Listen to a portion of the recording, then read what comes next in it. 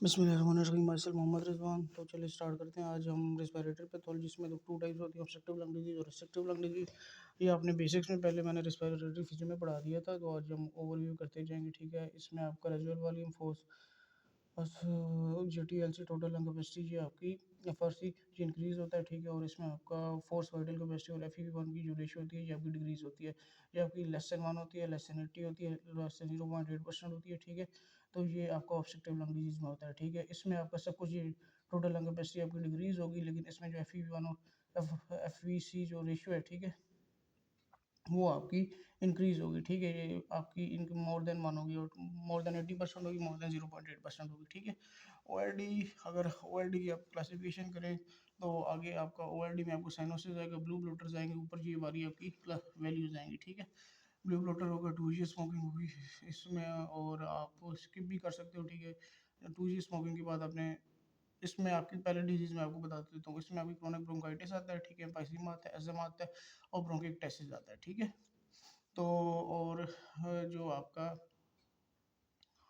इसमें आपके जो सिम्टम्स होते हैं, ठीक है, एस्थमा के। ठीक है, तो एस्थमा का मैं आपको बता दूं, एस्थमा में एलर्जी के साथ आएगा, एक्जिमा के साथ आएगा। ठीक है, इसमें फैमिली हिस्ट्री पॉजिटिव होगी। ठीक है, डिस्पिनिया, ड्राई कफ, म्यूकोसल प्रोडक्शन।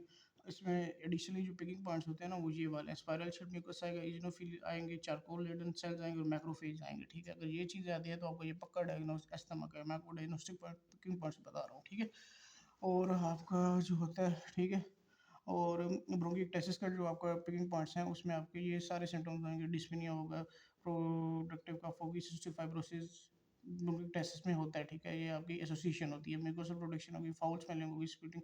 हेलिथोसिस, ये फाउल स्मेलिंग आपका स्पुटम है ना, तो ये आपका पक्का डायग्नोस ब्रोंकिक्टाइसिस की तरफ होता है। ठीक है, और इसमें आपका हाइपोक्सीमिया होता है। ठीक है, और क्रोनिक ब्रोंकाइटिस में ये चीज़ होती है कि आप बंदा स्मोकिंग के साथ आता है, उसमें बंदे ने स्मोकिंग स्किप की हुई होती है। ठीक है, तो वो वो ब्लू ब्लडर और साइनोसिस के साथ उसको ये बाकी सारे सिम्टम्स होते हैं, तो वो आपको क्रोनिक ब्रोंकाइटिस का पेशेंट होता है। एम्फाइसीमा में आपको क्या सीन होता है, उसमें आपको वो मोस्ट कॉमन काज एम्फाइसीमा की स्मोकिंग होती है। ठीक है, और वो पक्का स्मोकर होता है बंदा। ठीक है, ये आपकी सारी ओ एल डी की क्लासिफिकेशन हो गई है। ठीक है,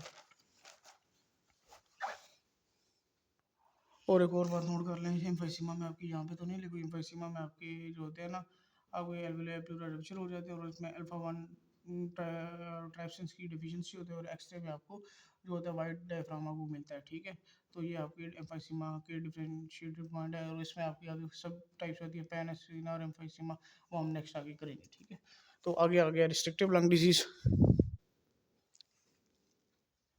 आगे आपको आ गया रिस्ट्रिक्टिव लंग डिजीज। ठीक है, रिस्ट्रिक्टिव लंग डिजीज में आपका जो होता है ना, ये गलत लिखा हुआ है। ठीक है, एरो रिस्ट्रिक्टिव लंग डिजीज में आपकी एफ वन की जो रेशियो होती है ना, एफ की, वो आपकी इंक्रीज होती है। ठीक है, ये गलत लिखा हुआ है। ठीक है, ये इंक्रीज होगी आपकी। ठीक है, तो इसमें आपका क्या चीज़ होता है, आपका जो निमोकोसिस होता है, निमोकोसिस में आपका म्यूकस प्रोडक्शन होती है, शॉर्टनेस ऑफ ब्रेथ होती है, ड्राई कफ होती है और डिस्पिनिया होता है। ठीक है, कार्बन होता है, सिलिका होता है, बेरिलियम होता है, निमोकोसिस है, बिस्टोसिस होती है। ठीक है, और ये अगर सारी इनको कंबाइन अगर किया जाए ना, सिलिकोसिस, कार्बन, बेरिलियम, एस्बेस्टोसिस और ये वाले सिम्टम्स होते हैं, इनको हम निमोकोर्नियोसिस कहते हैं। इनकी आगे सब टाइप्स हैं। ठीक है, तो इडियोपैथिक पल्मोनरी फाइब्रोसिस में सेम प्रीवियसली सारा कॉन्सेप्ट यूज होगा। टीएलसी आपकी डिक्रीज होगी, आरबी डिक्रीज होगा, एफई1 आपका इंक्रीज होगा, ये इंक्रीज होगा। ठीक है, ये डिक्रीज नहीं होगा। आपका हनीकॉम अपीयरेंस होगी। ठीक है, इसमें आपकी, लेकिन causes of idiopathic pulmonary causes में आपका जो होता है ब्लूमाइसिन आपका आ सकता है। ठीक है, और अमाइड्रोन आती है, ये आपकी ब्लूमाइसिन और अमाइड्रोन आपकी causes of idiopathic pulmonary fibrosis होती है। इनिशियल ट्रीटमेंट आप एंटी फाइब्रिनोजेनिक करते हैं, डेफिनेटिव ट्रीटमेंट आप लंग ट्रांसप्लांट करते हैं। ठीक है, तो अगर एक और आपका क्वेश्चन है, अगर आप पर्सन फार्मर हो, पिजन ब्रीडर हो, ठीक है, का फूड ट्राई हो, तो फिर ये आपका इंटरस्टिशियल फाइब्रोसिस और आपका इंटरस्टिशियल फाइब्रोसिस और इस्नोफिल्स आपके रेज हो, तो ये आपका केस है हाइपर सेंसिटिव निमोनाइटिस का। ठीक है, ये भी याद रखना, हाइपर सेंसिटिव निमोनाइटिस में पर्सन फार्मर होगा, पिजन ब्रीडर होगा, और उसके साथ में ये सारे सिम्टम्स होंगे और उसके इस्नोफिल्स रेज होंगे, तो आपका हाइपर सेंसिटिव निमोनाइटिस आता है। ठीक है, आगे आ गया आपका,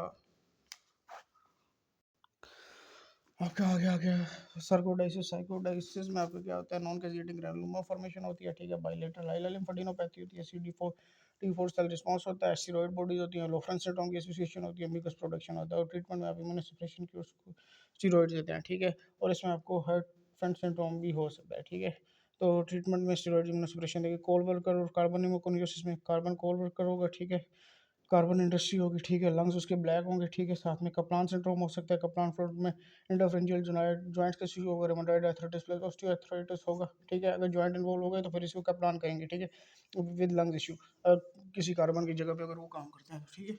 सिलिकोसिस में आपका क्या सीन होता है, सिलिकोसिस में आप सिलिका इंडस्ट्री में काम करते हैं, सैंड ब्लिस्टर वर्कर होगा, ठीक है, मोस्ट कॉमन चांसेस सिलिकोसिस में टीबी के इंक्रीज होते हैं, इसमें आपकी एक्शल अपीयरेंस होती है एक्सरे में, बेरिलस में बेरिलियम की फैक्ट्री में काम करते हैं, नॉन कैसेटिंग कैरिनोमा होता है, ठीक है, एबेस्टोसिस में एबेस्टस फाइबर में शिपयार्ड वर्कर होता है एबेस्टोस इसका, और जो आपकी मोस्ट कॉमन एसिस्टेशन होती है कॉम्प्लिकेशन मीजोथेलियम में आपको बन सकता है, और गोल्डन ब्राउन फाइबर्स आपके आ सकते हैं, ये सारे इनके पिकिंग पॉइंट्स हैं। ये पिकिंग पॉइंट्स करोगे इनमें से इनकी बाहर से नहीं आएगा एमसीक्यूज आपका, ठीक है, और ये आपके क्वेश्चन एमसीक्यूज के सिनेरियो होते हैं। आगे आपका आ गया टीबी का टॉपिक, ठीक है।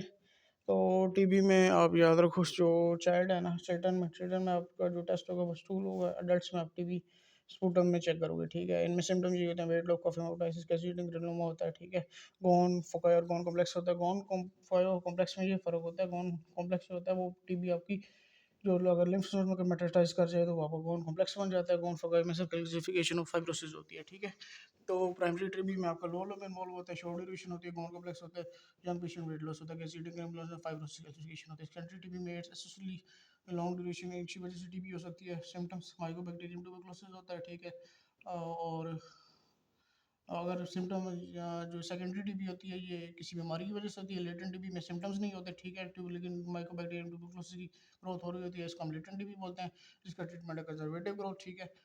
एक्टिव टीबी में आप इन्फेक्शन हो रहे होते हैं, ठीक है, और मिलिट्री टीबी में आपकी बहुत लंग्स मेटास्टाइज कर जाते हैं, और जो आपकी टीबी होती है वो लंग्स में भी मेटास्टाइज कर जाती है और अदर ऑर्गन्स में भी मेटास्टाइज कर जाती है, ठीक है।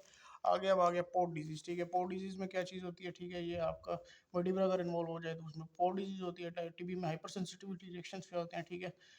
इनिशियल टेस्ट में आपका एसिड फास्ट बेसिलाई होता है, ठीक है, और कैजेटिक ग्रानुलोमा के लिए बायोप्सी करते हैं, screening test profile protein test होता है, latent B test tuberculosis, latent TB tuberculosis skin test में आइसोनियाजिड होती है, gold standard test for TB culture होता है, ठीक है, और जेमिसन मीडियम कल्चर होता है। फर्स्ट लाइन ट्रीटमेंट में आपकी लेटेंट टीबी में ट्यूबरकुलोसिस स्किन टेस्ट होता है, ठीक है, और गोल्ड स्टैंडर्ड टीबी कल्चर होता है, जेमिसन मीडियम कल्चर, ठीक है। फर्स्ट लाइन ट्रीटमेंट में आपका जो रिफेम्बस आइसोनियाजिड इथम्बोडोल पैरानाजिमेट देते हैं, सेकंड लाइन में आप लिनोजिड लेवोफ्लेक्सिन फ्लोरोक्विनिन और मोफोफ्लेक्सिन देते हैं। अगर रिफेम्बस आपकी आइसोनेट आपकी रेजिस्टेंस हो तो फिर आप लेवोफ्लेक्सिन मोफोफ्लेक्सिन और फ्लोरोक्विनिन देते हैं, ठीक है, ये चीज़ होती है। और फर्स्ट लाइन ट्रीटमेंट की मोस्टली रेजिस्ट होगी तो आप फर्स्ट लाइन अगर रजिस्टर करेंगे तो आप सेकंड लाइन की तरफ जाएंगे, ये सीन है आपका, ठीक है।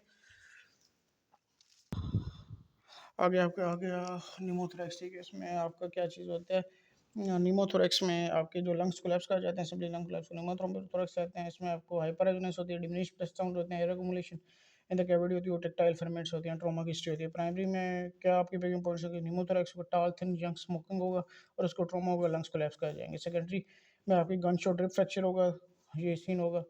तो सॉरी, ये सेकेंडरी ट्रोमेटिक में आपका निमोथोरैक्स होगा, गन शॉट इंजरी होगी, रिप फ्रैक्चर होगा, तो ये आपका बन जाएगा, ठीक है।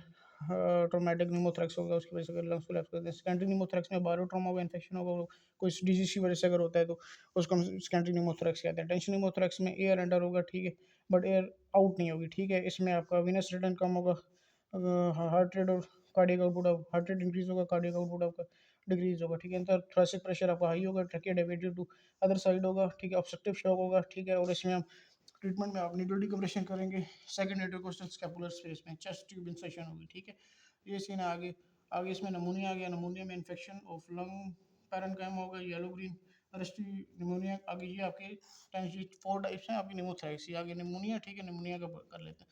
निमोनिया में क्या सीन होता है, आपका इन्फेक्शन होता है ऑफ लंग पैरेनकाइम होता है, yellow green rusty bloody sputum होता है, डलनेस ऑफ परकशन होती है, ठीक है, डिग्रीज ब्रेथ साउंड होते हैं, फीवर होता है और नमूनिया होता है, ठीक है। नमूनिया में इन्फेक्शन ऑफ लंग पैराकामा को नमूनिया कहते हैं, ठीक है। Yellow green rusty bloody sputum में से कोई वर्ड भी आ सकता है एमसीक्यू में। डलनेस परकशन होती है, और डलनेस होती है परकशन भी, डिग्रीज ब्रेथ साउंड होता है, ठीक है। फीवर डब्ल्यूबीसी इंक्रीज होते हैं, अपर लोब कंसल्टेशन होते हैं, चेस्ट एक्सरे का डायग्नोसिस चेस्ट एक्सरे है इसका, ठीक है। और आगे आ गया स्पूटम, ठीक है। ये स्पूटम में जो है ना आपका हम ब्लड कल्चर करते हैं, ठीक है, जो कि बट एक्सरे आपका एग्जाम पॉइंट है, ठीक है। अगर एग्जाम है तो पहले एक्सरे ही लगाते हैं, ठीक है।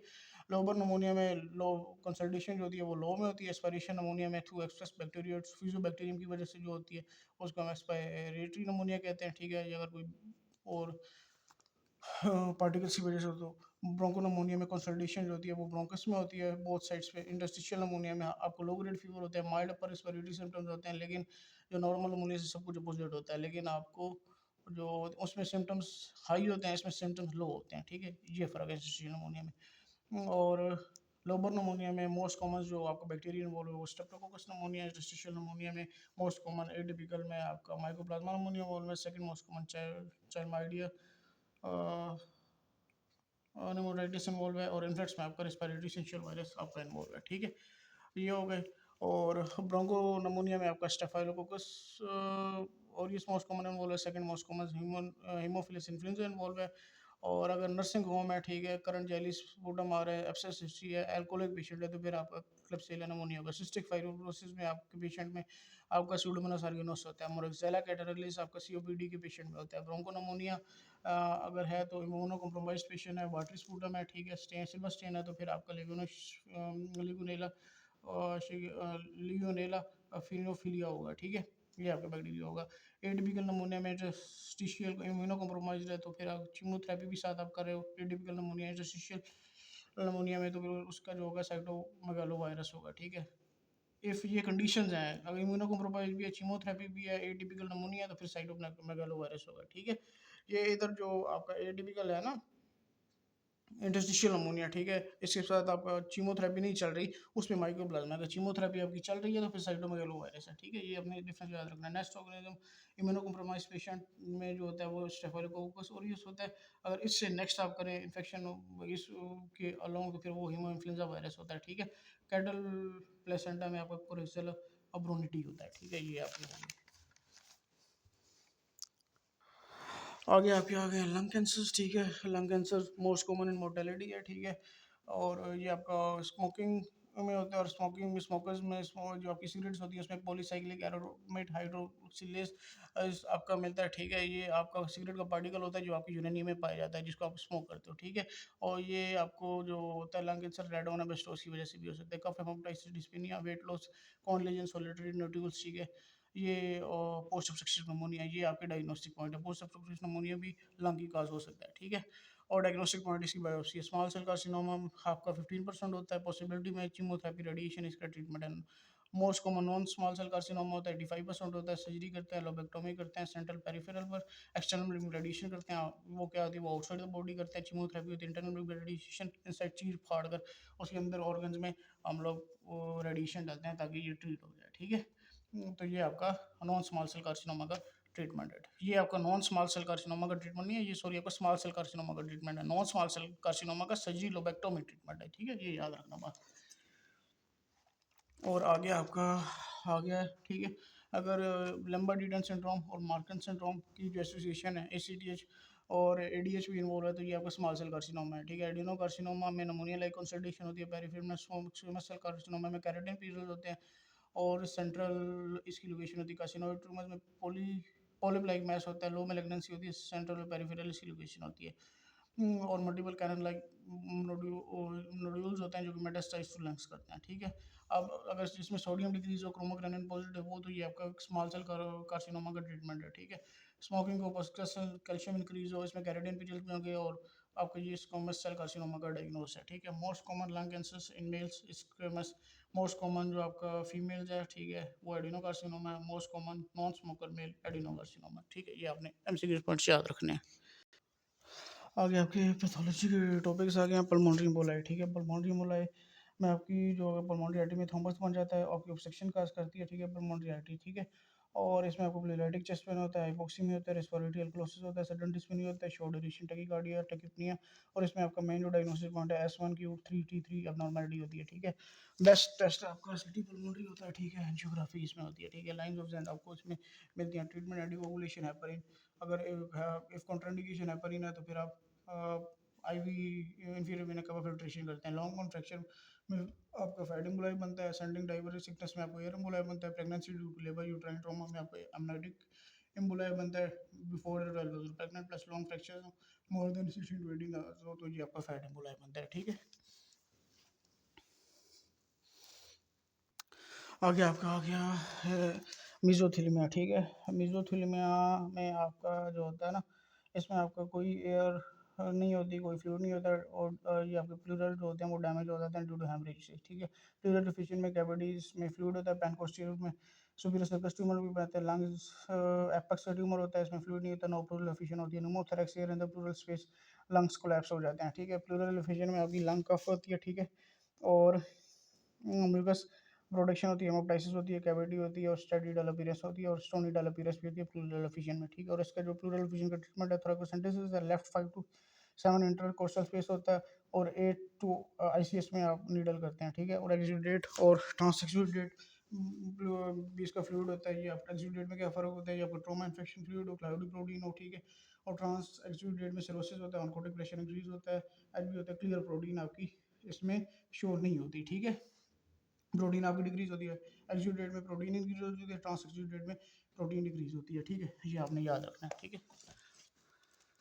आगे आपका आ गया पैनकोस ट्यूमर, ठीक है। पैनकोस ट्यूमर में आपका सुपीरियर सेल का ट्यूमर भी आता है, इसमें आपको रिकरेंट लेरेंजियल नर्व, बोस्टन सफाइस, hemi diaphragm paralysis, phrenic nerve, Horner syndrome, और less supply to fingers and hand, ये एसोसिएशन इसकी सुपीरियर वेना केवा सिंड्रोम के साथ होती है, ठीक है। ये आपका सारे पैन कोस ट्यूमर के डायग्नोसिस पॉइंट है, ठीक है। इसमें आपको हॉर्सन सफाइस, हेमी डायफ्राम पैरालिसिस, और हॉर्नर सिंड्रोम, ठीक है। ये इसके जो है ना आपके, और एसोसिएशन सुपीरियर वेना केवा, ये आपका सारी एसोसिएशन पैनकोस ट्यूमर की है, ठीक है। सुपीरियर वेना केवा सिंड्रोम की आपकी हेड डिजीनेस, थ्रोम्बोसिस, नेक इश्यूज और आपके होते हैं, ठीक है। कंसिस्टेंट डिस्टेंशन होती है, जुगुलो वेनस डिस्टेंशन होती है, फेशियल प्लेथोरा होता है, अपर लिम्ब एडिमा होता है, ठीक है। और आगे आपका आ गया एटिलेक्टेसिस, ठीक है। एटिलेक्टेसिस में आपको कोलैप्स ऑफ लंग्स होता है, एल्वियुलर कोलैप्स होता है, ठीक है।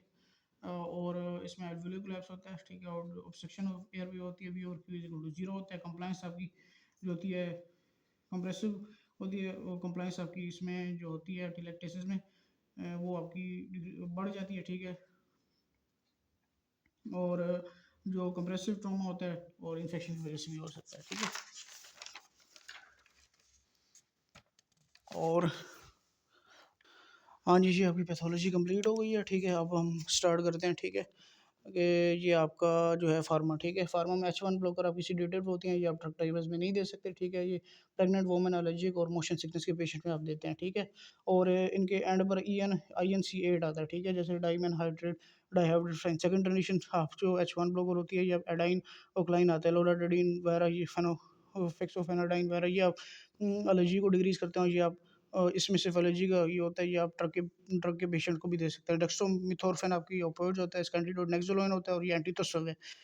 और सूडोएफ्रिन और फिनाइलेफ्रिन, ये आपके नेजल डिकंजेशन और नेजल म्यूकोसिस में काम आते हैं, ठीक है। और ये आप सीन जो सूडोएफ्रिन की का जो साइड इफेक्ट है वो सीएनएस को स्टिमुलेट कर देती है, ठीक है।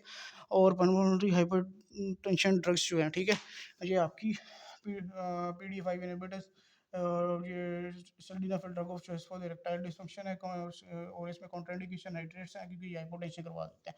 एस्थमेटिक ड्रग्स में आपकी inhaled beta 2 agonist, albuterol short acting होती है, सल्मेट्रोल फॉर्मेट्रोल लॉन्ग एक्टिंग होती है, ठीक है।